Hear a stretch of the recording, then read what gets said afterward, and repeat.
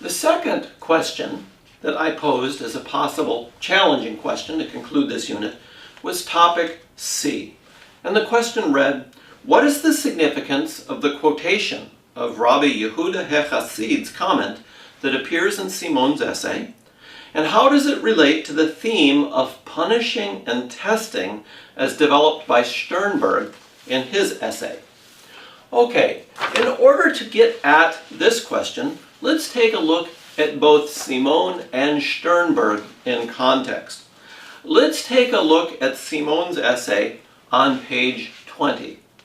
Here he's going to cite exactly what Rabbi Yehuda HaChassid had to say with respect to the problem at hand. And Simon writes as follows. Rabbi Yehuda, in his commentary on Genesis 44, verse 21, had this to say, "One has to marvel. A great man like Joseph caused his father grief and did not inform him immediately that he was living and ruling over the land?" Okay, let's stop for a moment just to consider and make sure we've understood the question here that this medieval commentator is raising. Some of us, I'm certain, remember very well what happened on the day of 9/11/2001 when the two airplanes flew into the World Trade Towers. One of the things that was very striking about the individuals who left those towers is that they immediately got on their cell phones to call their family members to alert them that they were okay. A very normal human thing to do. In a sense, what this rabbi is asking with respect to the Joseph story is the same kind of question. Now that Joseph has risen to be second in command over all of Egypt, and we know that Joseph has this powerful love for his father, why wouldn't he use this occasion to have a message sent, a cell phone call, we might want to say, in its Hebrew Bible inflection? Why wouldn't he have a message sent to his father back in the land of Israel that he was alive? And so, again, the quote reads, "One has to marvel then that a great man like Joseph, who caused his father grief and did not inform him immediately that he was living and ruling over the land." What explains Joseph's lack of concern for his father in not doing this? And then we get the answer. You may say, as an answer, that had Joseph done this, all of his brothers would have fled, one to the east, one to the west, for shame. In other words, if Joseph at this point in the story informs his father that he's alive, his father will immediately discern that not only did his brothers lie to him, but in fact it was his brothers that caused this calamity within the family. And that's what Simon then goes on to say. It is indeed obvious that if the news that Joseph had not fallen prey to a wild animal, but had been sold into slavery in Egypt, had reached Jacob, even in a brief perfunctory form, he would soon inevitably have discovered the terrible secret of the brothers' responsibility. Once this had come to his knowledge, Jacob's joy at the survival of his young son would have been more than offset by the anguish over what his 10 sons had done to him and the son of his old age. They would never have been able to look him in the face again. Thus, Joseph's silence, very important sentence here, painful both to himself and to his father. Joseph wants this reconciliation scene, or this ability to see his father again, as much as the father does. Thus, Joseph's silence, Simon argues, is unavoidable.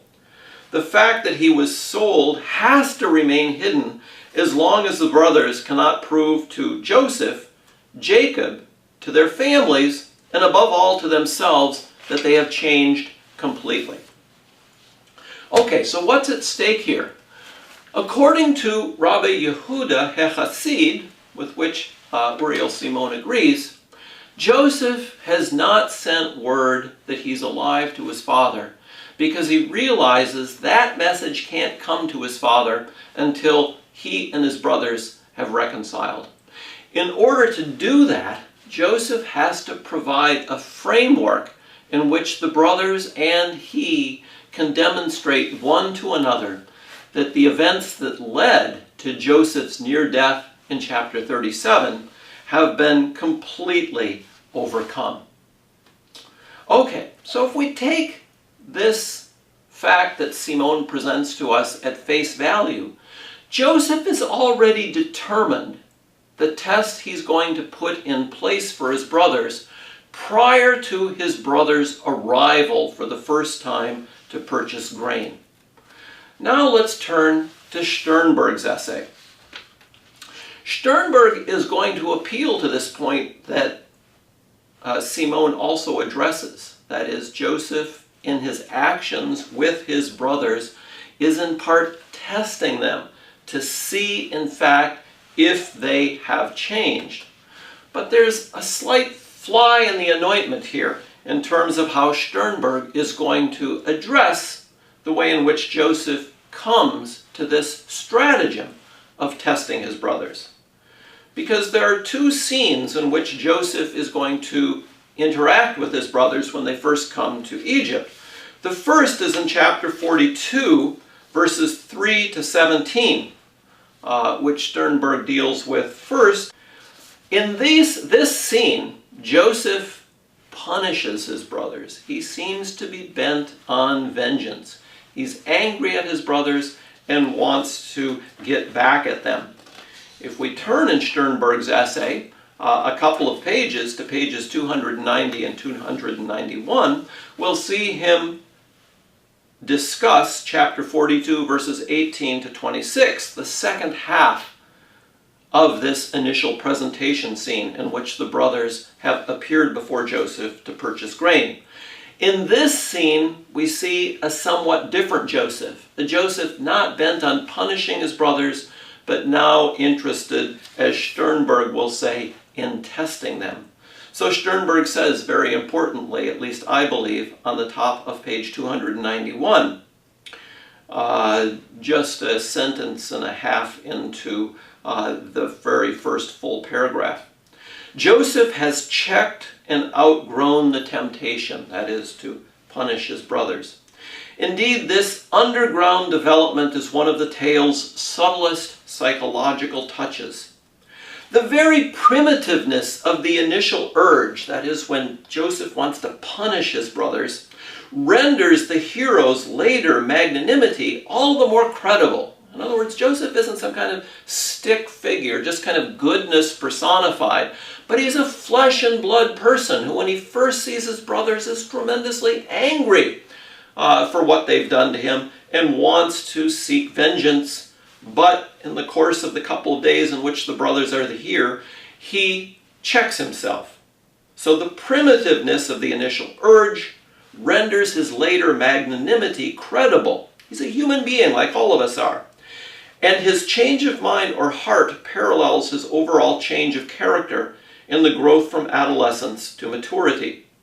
The change is even more plausibly motivated. The 3 days interval gives Joseph, as well as his brothers, the time necessary to adjust to a shattering experience and do some soul searching. Okay, so what is the issue here? What was I at in this question?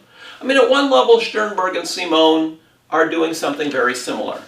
They're interested in the way in which these interactions between Joseph and his brothers will constitute a test in which the reconciliation can be demonstrated or not demonstrated. But the tension is this. The way Simon presents the issue in his essay is that Joseph has locked on to a solution even before his brothers appear in Egypt. Sternberg, on the other hand, has a more complex Joseph. Joseph, in fact, when the brothers first appear, doesn't seem to have settled yet into how he's going to handle his brothers. Initially, he uses the opportunity to punish them, but only after this 3-day interval does he come to his senses and realizes that a better strategy might be at hand. So how do we explain this? Do we have to choose Sternberg or Simon? Well, perhaps. If we had to actually choose one over the other, I suppose I'd side with Sternberg on this question. But I think, like most issues in sophisticated narrative, there's a way of reconciling Simon and Sternberg on this question. I'm sure most of us in our own lives have known in very difficult situations we might find ourselves in, we will sometimes come to what we think is a solution about how we want to handle a matter, only to find ourselves when we're thrust right into the middle of the situation that we can't do exactly what we wish to do or thought we wanted to do. Primal feelings sometimes take over our rational faculties. But given enough time and the ability to ponder what we're doing, we can go back and retrieve what we intended in the first place and put that plan into action. Think of dieting. It's a great example where we're determined we're not going to, for example, have that ice cream over lunch, but lo and behold, the person next to us is eating ice cream. It looks so good. Next thing we know, we're ordering ice cream ourselves. So we can understand Joseph in this story, perhaps having made his decision that he's going to seek reconciliation with his brothers even before his brothers arrive in Egypt, exactly as Simon outlines it. But when the brothers show up, the primitive desire for vengeance overtakes Joseph. And at least in the initial scene, he enjoys tormenting his brothers and forgets, at least momentarily, what the best plan of action is. Then, given 3 days to think about matters, and also observing that the brothers actually regret, to a certain degree, what they've done to Joseph, Joseph reconsiders and goes back to his original plan and implements that then for the remainder of the story. In my opinion, that's the easiest, best, subtlest, and most profound way to understand this problem.